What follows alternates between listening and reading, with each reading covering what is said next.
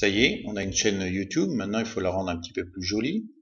Alors, dans un premier temps, nous allons modifier ce bandeau-là, ce qu'on appelle l'illustration de la chaîne.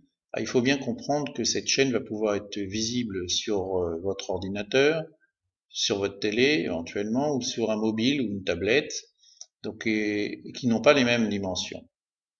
Donc, il va falloir trouver un juste milieu pour que ça s'adapte à tout ce type de support. Alors, vous allez cliquer sur ajouter une illustration de la chaîne. Alors ça, dans un premier temps, le plus simple, si vous n'avez pas d'illustration propre, vous pouvez aller dans Galerie et vous avez un certain nombre de photos préétablies par Google qui sont présentes. Ceci étant, ça vous conviendra certainement pas. Si vous voulez aller un petit peu plus loin, il va falloir importer des photos. Alors pour importer vos photos, la taille recommandée pour l'illustration de la chaîne est de 2560 pixels par 1440 et d'une taille maximale au niveau du poids, enfin, de 2 mégas par photo. Alors, si vous avez déjà une image qui existe, par exemple celle-là, que j'ai créée moi-même, si vous avez créé une image, vous avez une photo ou quelque chose qui existe, il va falloir la mettre à la dimension de préconisée pour cette illustration de la chaîne, ce qui n'est pas forcément évident. Alors, il y a tout un tas de logiciels possibles. Ceci étant, tous les ordinateurs Windows ont Paint installé, donc, par défaut pour ceux qui n'ont rien d'autre. Vous pouvez tout à fait utiliser Paint et ça suffira largement pour pouvoir mettre une image sur votre chaîne YouTube. Alors, pour aller sur Paint, vous tapez Paint et vous ouvrez Paint. Alors, Paint va vous ouvrir une image vide, mais qui ne correspond pas forcément à la taille préconisée par l'illustration de la chaîne de YouTube. Le mieux, c'est de la mettre tout de suite à la taille, et non pas de mentionner après vos modifications, parce que ça risquerait d'écraser ou d'étirer votre photo.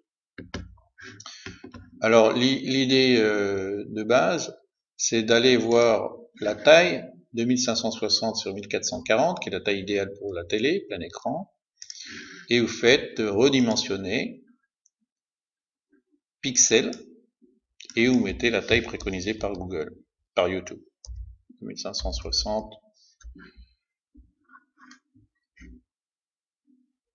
2560, je crois avoir dit, par 1440. Vous enlevez la proportion dans ce cas-là. 1440. Vous faites OK. Et là, il va vous proposer une taille d'image qui correspond tout à fait à l'illustration optimale de la chaîne YouTube. Vous réduisez un petit peu ici pour mieux voir ce que ça donne comme taille maximale d'image. Vous prenez votre photo et vous la collez dedans. Alors soit vous créez directement votre chaîne YouTube, enfin votre illustration de chaîne YouTube ici, en écrivant du texte, en ajoutant un certain nombre de choses, ou en collant plusieurs photos par exemple. Ou soit vous pouvez récupérer cette photo-là, copier l'image, et faire coller, CTRL-C, CTRL-V, hein, ou alors avec le bloc, l'icône coller.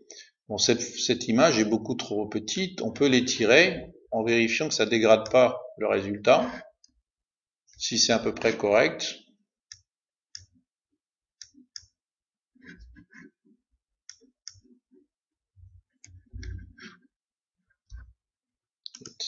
perdu, voilà. Si c'est à peu près correct, et ben on s'en contentera.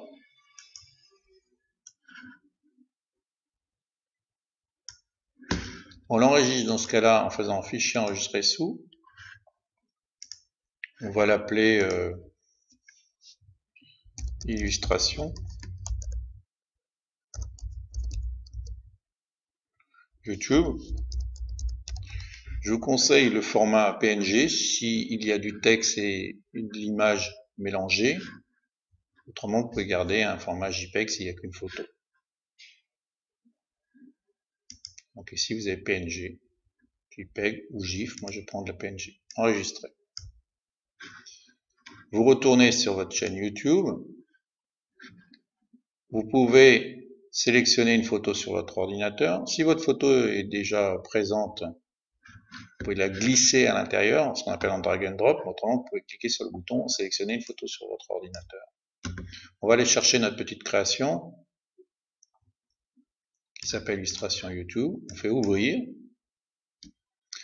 La chaîne YouTube importe votre image, qui désormais sera dans vos photos pour être réutilisable, parce que vous avez la possibilité de changer ponctuellement votre illustration YouTube. Vous pouvez changer régulièrement si vous le souhaitez. En général, c'est rarement le cas, mais et en regardant donc cette photo-là, en cliquant dessus, en sélectionnant, il vous donne un aperçu. Donc là, c'est l'aperçu ordinateur de bureau. On voit que le texte a été bien centré sur la zone, ce qui permet d'être visible pour une télé au milieu, mais également sur l'ordinateur et également en haut d'un mobile. Si le texte était un peu décalé ici, il se verrait que sur la télé, mais il se verrait plus sur le mobile, etc. Vous pouvez éventuellement, si ça vous satisfait pas, recadrer et vous montre les différentes zones de choix. Voilà, on voit que c'est tout à fait correct. Aperçu sera pareil. Et puis sinon, si vous êtes content du résultat, vous pouvez faire sélectionner. Si votre photo est un petit peu trop éclairée ou un peu trop sombre, vous pouvez essayer de cocher ce système d'amélioration automatique qui essaie de proposer un meilleur rendu. Et puis vous faites sélectionner. À partir de ce moment-là, vous allez avoir tout de suite votre photo qui va prendre la place de cet arrière-plan gris par défaut.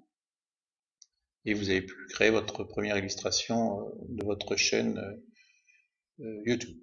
Voilà.